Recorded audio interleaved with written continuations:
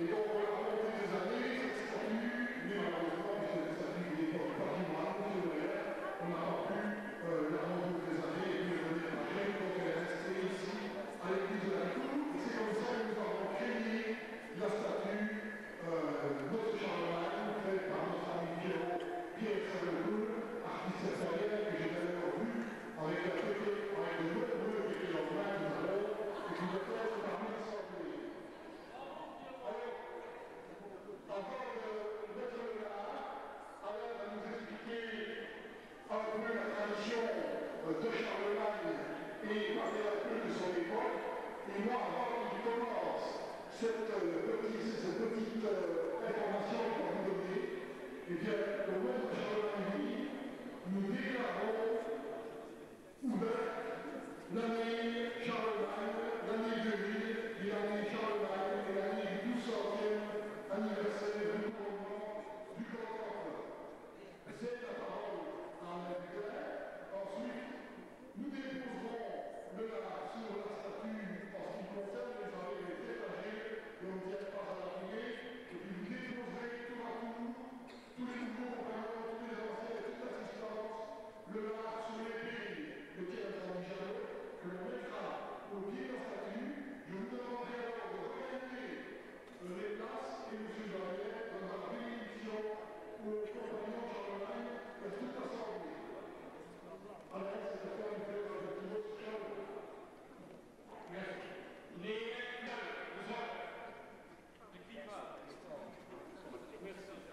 Bon, sinon le Charles, comment je l'ai dit, c'est parce que c'est Charles qui cache le statut du Charlemagne empereur, Charlemagne sacré, Charlemagne triomphant, évidemment, Ando, Jean Louis avant de mourir, qui tous les compagnons, non, tous les compagnons, lui, série d'affaires dans le Charlemagne à l'université. Et qui a eu l'écho, qui va suivre l'activité, et lire, et puis après, qu'est-ce que. Bon, c'est cela, au Charlemagne, on a dit. Charlemagne, vous venez à votre tour déposer sur Reggiano, d'abord les enfants, et puis tout le monde, vous regagnez votre place, et puis après nous aurons la bénédiction par M. le doyen. Musique, s'il vous plaît.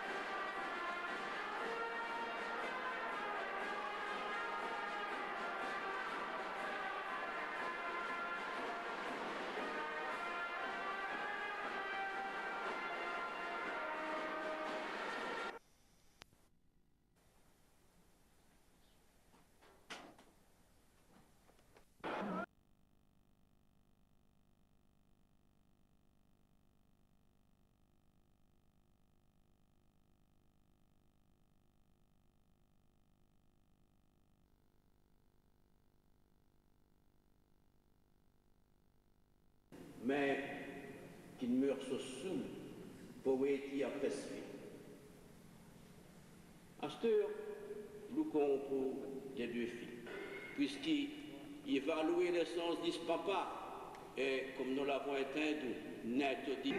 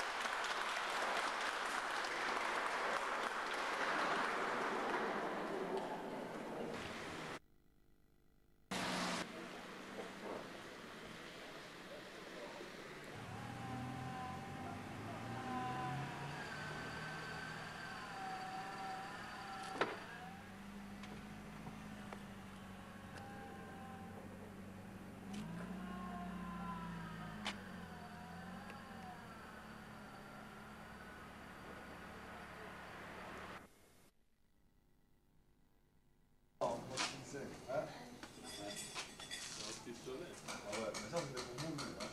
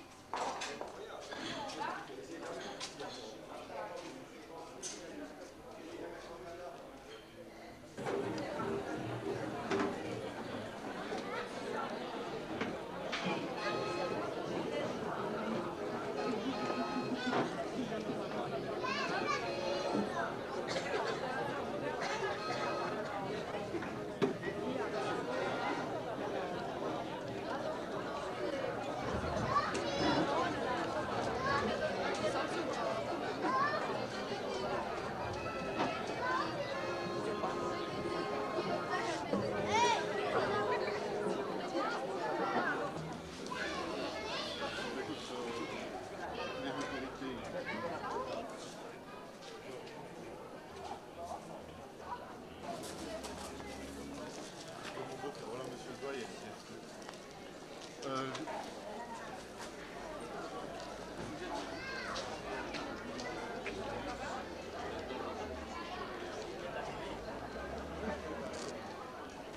Voici une nuit polonaise.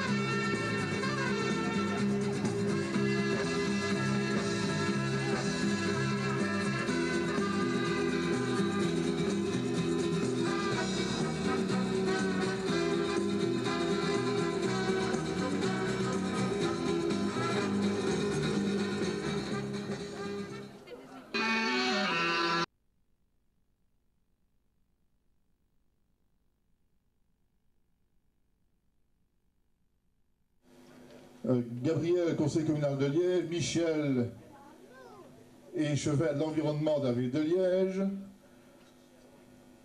Voilà. Ceux que j'ai oubliés, eh bien, ils viennent d'eux-mêmes. Hein. Chers amis, le comité de la Charlemagnerie est très heureux de vous accueillir pour ce grand événement de la vie culturelle herstalienne. C'est un événement qui, bien sûr, va bouleverser toute la vie de notre association. Dès la fin de la saison 88-89, nous sommes devant un problème insurmontable, c'est-à-dire l'exiguïté de nos locaux pour nos 28 clubs. Mais aussi, en fonction de nouveaux objectifs décidés en 1987 pour lutter contre la pauvreté culturelle et sociale en organisant, entre autres, nos cycles d'alphabétisation pour adultes. En 1989, nous projetons d'organiser des formations en cordonnerie afin d'insérer des jeunes hors circuit dans la vie socio-professionnelle. Cette formation débutera au mois de septembre dans l'atelier qui sera spécialement aménagé, qui est juste le long du vestiaire Et cet atelier n'a pas encore de toit, donc il faut encore y mettre un toit, et le toit qui sera mis dans le courant du mois de juillet et août, afin d'accueillir 12 stagiaires en formation en cordonnerie.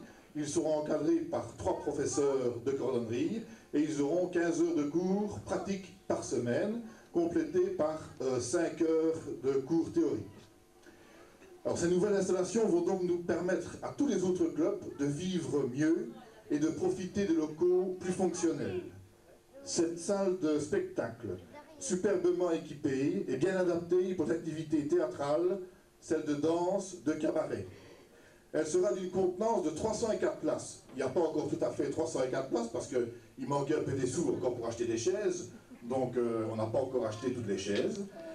Et elle possède bien sûr un plateau de 80 mètres carrés sur lequel nous sommes ici, et une cabine technique superbement équipée avec tout le nécessaire pour faire de véritables spectacles. Mais on peut se demander quand même comment nous avons pu réaliser cet agrandissement. Eh bien c'est grâce à l'aide de la Fondation Jules et José Drèze qui ont acheté ces bâtiments et qui nous ont mis à disposition pour une durée de 27 ans. Mais bien sûr, il fallait faire les travaux d'aménagement, ce que nous avons réalisé. Et comment? Eh bien, on a eu toute une série de dons qui ont permis à ces travaux de se réaliser. On a dû emprunter 1 million, c'est aussi une somme relativement importante. Et puis, on a eu le sponsoring de différentes firmes qui nous ont prêté tous ces matériaux, qui nous ont donné tous ces matériaux, les blocs, etc., pour construire tous les alentours et aménager les alentours. D'ailleurs, je conseille à tout le monde de voir les photos qui sont le long du mur, là-bas, au tableau d'affichage et sur la porte qui protège le chauffage. Je vous conseille de regarder, vous voyez dans l'état dans lequel nous avons eu les lieux et dans lequel maintenant ils se trouvent, la différence est tout à fait frappante. Et bien sûr, on a fait comme tout le monde aussi, on a vidé tous les tiroirs de la petite caisse de la Charlemagne pour terminer et boucler le budget. Mais surtout, c'est grâce au dévouement de nos bénévoles qui, depuis le 10 février, travaillent sans compter samedi, dimanche et même les nuits pour mener à bien cette réalisation. Bien sûr, pour faire un ensemble comme cela, et on a tout réalisé nous-mêmes, excepté le bloc vestiaire et le bloc des toilettes, il nous fallait un chef de chantier, quelqu'un qui connaît bien le métier, car la plupart d'entre nous ont fait le manœuvre, et quelqu'un qui dirige parfaitement les constructions de bâtiments. Et nous l'avions dans notre comité, c'est Albert Godefroy que je demande de venir près de moi.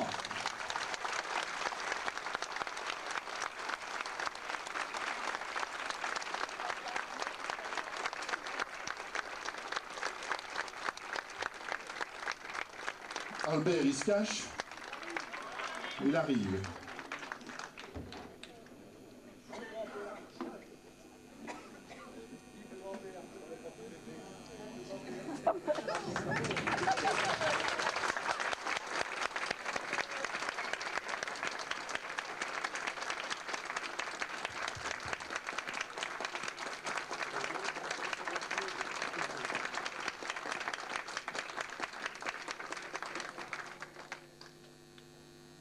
Mais donc, je voudrais aussi vous dire que la maison dans laquelle nous nous trouvons a eu longtemps un passé important au niveau de la Préale. C'était l'ancien cinéma Taillo, et beaucoup se posent des questions. Et grâce à Raymond Smeers, qui a recherché un petit historique, voici en fait un petit aperçu historique de cette maison.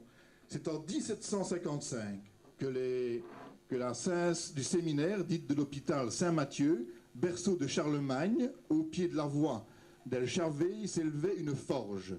Dans ce bâtiment, propriété de la famille Tainlot, de nombreuses activités furent employées au fil des ans. En juillet 1794, sous le régime français, la ferme louée à Jean Sauveur de Millemort fut déclarée bien nationale et servit de campement aux armées républicaines pour apaiser la soif des soulards. La forge subit une première transformation et devint débit de boisson. Donc c'est en 1794 que la maison Taillo devient un débit de boisson. Ensuite, ce fut un café-épicerie très fréquenté, paraît-il, à cette époque. En plus, cette habitation a également abrité dans le passé le bureau d'une barrière de péage. Le fonctionnement de ce dernier mérite une explication. Ce système de perception avait été établi au fur et à mesure de la construction ou de l'amélioration des chaussées, afin de récupérer les frais d'entretien. C'est intéressant pour les chefs des finances, non? C'est intéressant. Et elle concernait la route de Herstal qui allait de Herstal à Ouillogne. Ce système de péage fonctionna jusqu'en 1908 dans cette bâtisse. La maison Taillot fut alors le centre de ravitaillement pendant la guerre 14-18. Dans la salle de concert, en annexe du café, étaient organisés des bals, des soirées théâtrales et même plus tard des combats de boxe.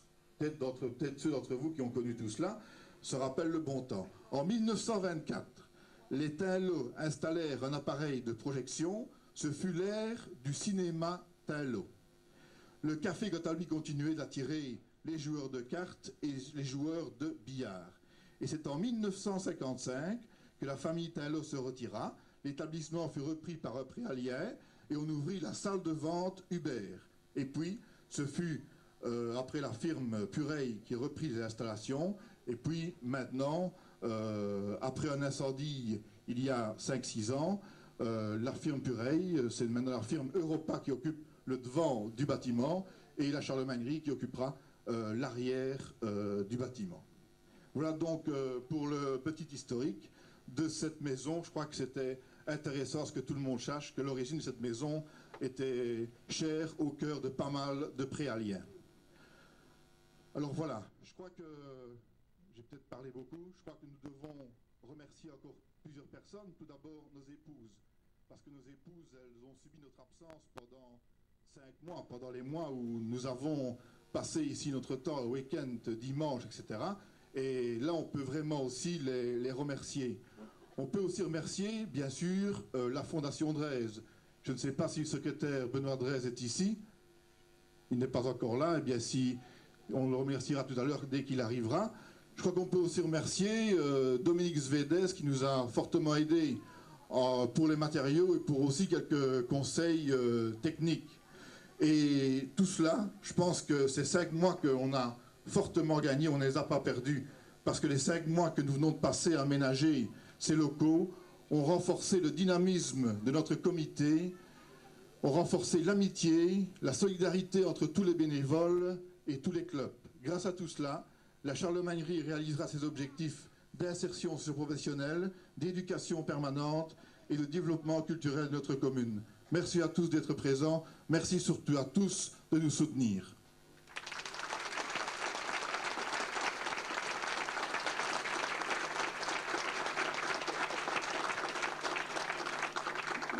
Voilà, peut-être que puisque monsieur le bourgmestre est retenu à une réunion, je dois aussi signaler que monsieur Graffet, ministre de la Communauté française, est aussi retenu à une réunion pour l'enseignement à Bruxelles et devait être ici, mais malheureusement, il n'est pas parmi nous.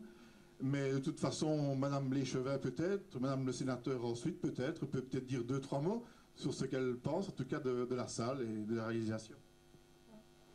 Bien, comme ce n'était pas prévu, je vais quand même vous livrer quelques réflexions qui me viennent à l'esprit lors de cette inauguration. Je crois qu'en période de crise économique, il y a 2 solutions.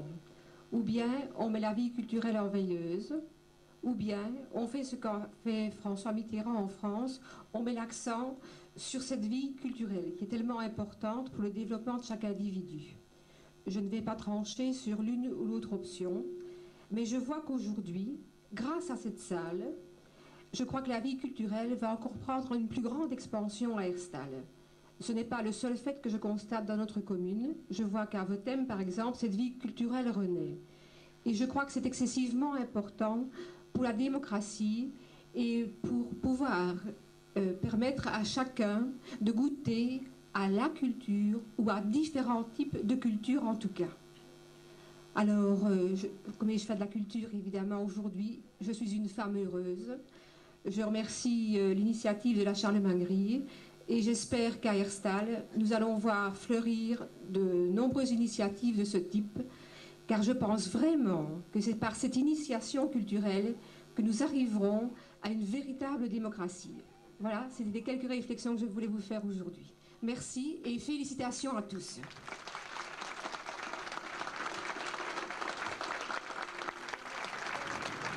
Voilà, Madame Pierrette Cahet, qui est sénateur et qui n'est pas d'Herstal. Alors c'est l'occasion peut-être d'avoir l'impression de quelqu'un qui est de la Basse-Meuse, mais qui n'est pas d'Herstal. Eh bien, cher André, chers amis, c'est vrai que tu viens de faire allusion à la Basse-Meuse. Je crois que je suis de la Basse-Meuse et qu'à Herstal, on est en Basse-Meuse. Alors, j'ai participé plusieurs fois à vos manifestations à la Charlemagnerie et c'était toujours avec beaucoup de plaisir parce qu'il y avait ici ce qu'on peut appeler une chaude amitié et ça se ressent fût-ce autour de la fricassée de la Saint-Charles ou lors de l'une ou l'autre manifestation de septembre. Il y en a tellement que je dirais qu'habituellement on voit arriver une invitation, on se dit mon Dieu, il y a encore quelque chose là-bas. Alors je crois qu'on peut féliciter tout le comité et tous ces bénévoles dont a parlé André Namotte. Et je crois que vous avez fait la preuve que devant les défis de notre crise économique, comme m'a très bien dit Madame Léchevin, vous n'êtes pas resté en veilleuse, vous vous êtes réveillés et combien réveillés pour vous mettre ensemble pour construire quelque chose. Et je crois que c'est ça qui a réveillé aussi votre solidarité, votre amitié. Et ce qui est important, me semble-t-il, c'est que au travers de la culture, vous avez aussi pensé aux personnes qui ont peut-être plus de difficultés de s'insérer dans notre circuit économique, qui parlent à longueur de journée de performance, mais il y a des gens qui ont peut-être plus difficile d'atteindre le niveau de performance que notre monde économique réclame. Il y a ceux qui ont plus de difficultés et qui trouveront ici une manière de trouver peut-être un emploi au travers de professions qui sont peut-être un peu oubliées et qui pourtant font en sorte que les choses peut-être soient réparées, comme la cordonnerie. On jette tellement facilement et il est peut-être bon de penser aussi qu'il faut peut-être un peu réparer et ainsi préserver nos richesses fondamentales, préserver nos matières premières. Et je crois que ceux qui pourront accéder à des formations comme ça se valoriseront au travers de la formation et par la suite, j'espère, au travers d'un travail. Alors bravo, parce que c'est une très large mission. Félicitations et bonne continuation, et surtout 28 comités, parce qu'ils sont nombreux à être hébergés ici. Bravo André.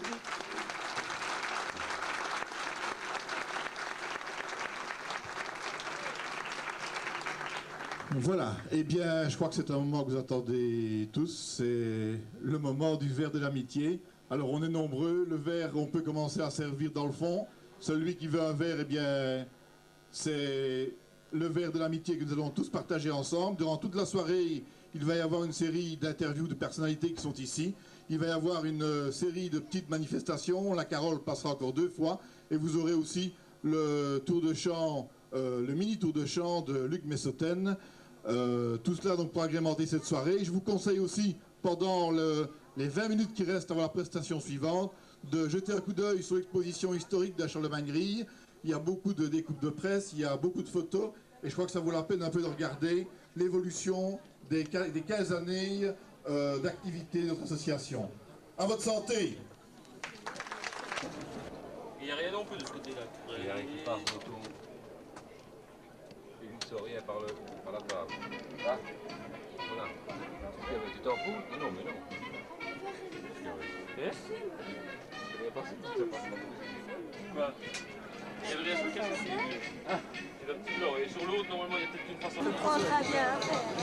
Oui, on va ici. Voilà. Il y en a plus, François. Garde-en pour toi, hein? On va remplir, hein? Attends une minute, hein? Allez, je vais passer à la classe. Ah ouais. La plus grande souris de la Préarde.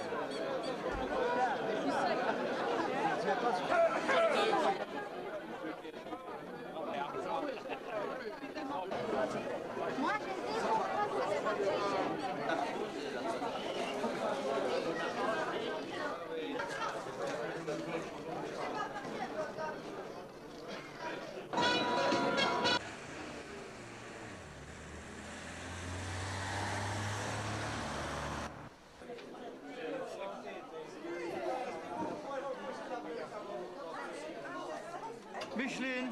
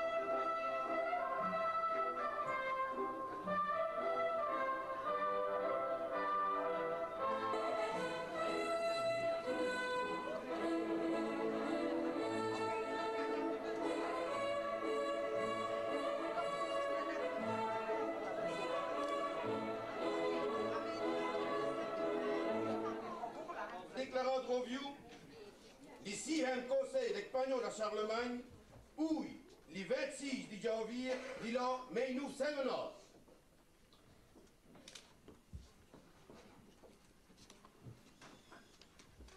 Mesdames, Messieurs, l'intronisation à laquelle nous allons participer nous permettre de poursuivre les accoutumances de notre pays. Et comme vous pouvez le voir, rissole comme deux gouttes d'eau à une manifestation folklorique. Greffi, ou qui l'appelle les Djeratnou par le Haut Conseil d'Inoscour. Djehouk aux des Hauts Conseils des Pagnons de Charlemagne, Moncheux, Carré, Jackie.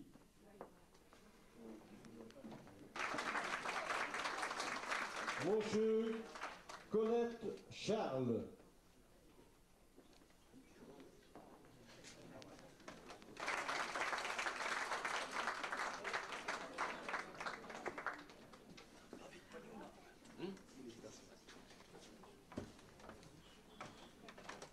Préalienne d'apporter à nos invités les bouquets de l'or et la bruvette pour qu'ils puissent passer l'esprit des environs.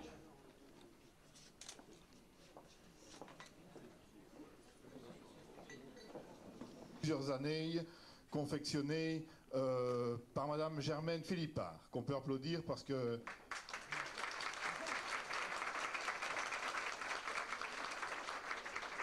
je signale au passage que parmi notre assemblée, nous sommes heureux d'accueillir le député Guy Layance.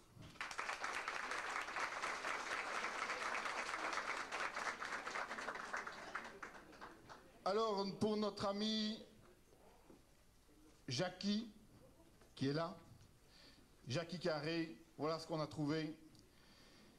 Il est le barman accompli. Quand il s'occupe du chapiteau, il fait toujours le juste prix pour le bon plaisir des badauds.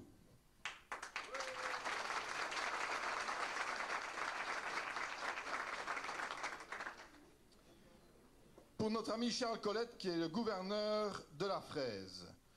De la Fraise, il est gouverneur, tâche qu'il remplit avec honneur. Il aime l'uniforme et l'armée, il a la gloire bien méritée.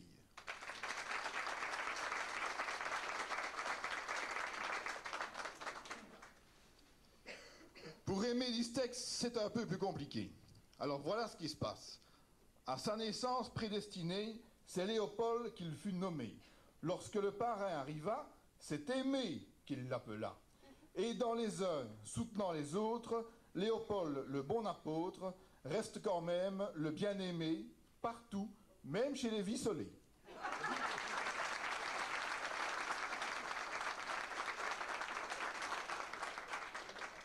Bon appétit, messieurs.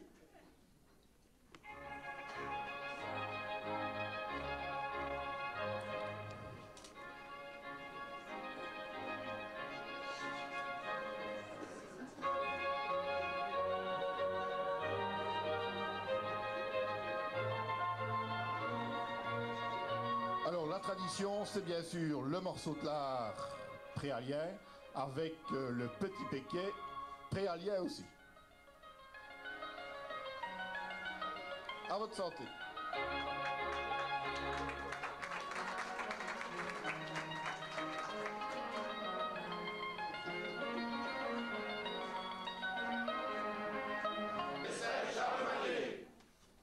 Alors, Pagnon, quel est votre but de pain? Ligue Pagnon et Saint-Charlemagne. Ligue Pagnon et Saint-Charlemagne. Alors, Pagnon, quel est votre but de pain? Ligue Pagnon et Saint-Charlemagne. Ligue Pagnon et Saint-Charlemagne. Du prix, du frais d'Imni Charles. Près des greffiers, du stade d'Imindreux sur le bouquet de l'or. Voilà le bouquet de l'or. Et d'Hilaire au fouet, il s'armait qui greffie du mosteux. Charles, divant vos autres, les personnalités des Pagnons de Charlemagne, qui promettent des disfaites et des faits que nous, totalement étirent nos bons vicortis d'al préal. Des faits que nous, si fameux jetons, des mégates à manier les plus sauvés possibles les poteilles préaliennes, et à me soumettre aux idées des autres conseils des Pagnons de Charlemagne.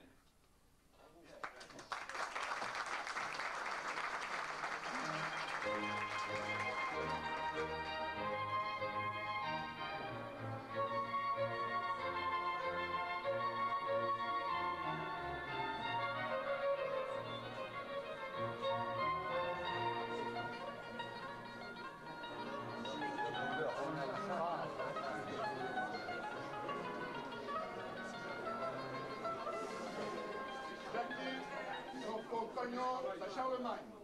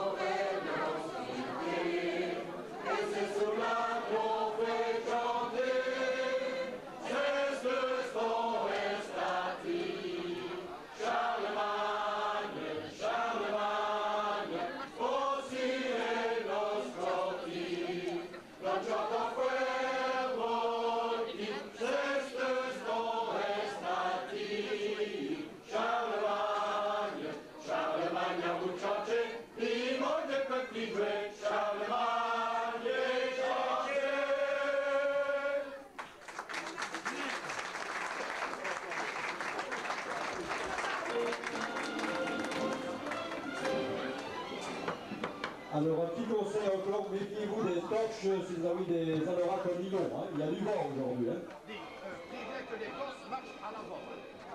Les enfants marchent devant avec les lampions.